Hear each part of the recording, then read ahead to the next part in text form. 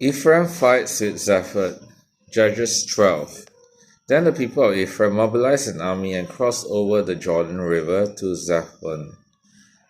They sent this message to Zephath: "Why didn't you call for us to help you fight against the Ammonites?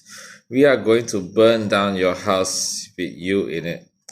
Zephath replied, "I summoned you at the beginning of the dispute, but you refused to come. You failed to help us in our struggle against Ammon.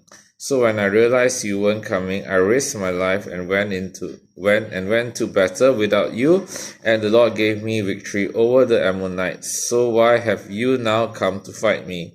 The people of Ephraim responded, "You men of Gilead are nothing more than fugitives from Ephraim and Manasseh." So Zephath gathered all the men of Gilead and attacked the men of Ephraim and defeated them. Zephath captured at the shallow crossings of the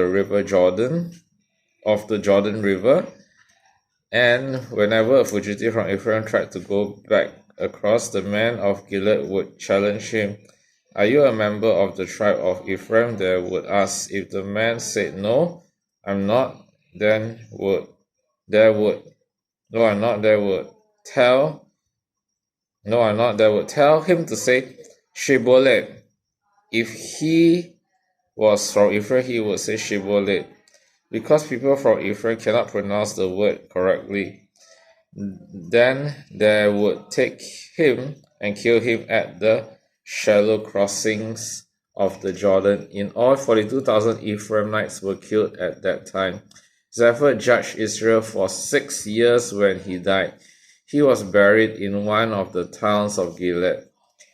Ibzan becomes Israel's judge. After Zephath died, Ibzan from Bethlehem judged Israel.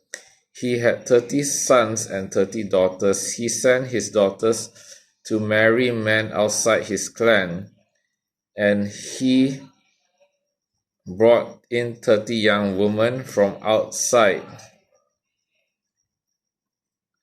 He brought in 30 young women from outside his clan to marry his sons.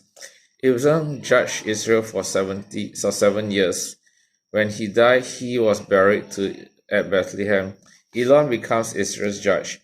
After Ibzan died, Elon from the tribe of Zebulun judged Israel for 10 years. When he died, he was buried at Aijalon in Zebulun. Amnon becomes Israel's judge. After Elon died, Amnon, son of Hillel from Pirathon, judged Israel. He had 40 sons and 30 grandsons.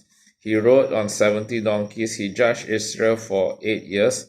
When he died, he was buried at Pirathon in Ephraim, in the hill country of the Amalekites. This is the word of God.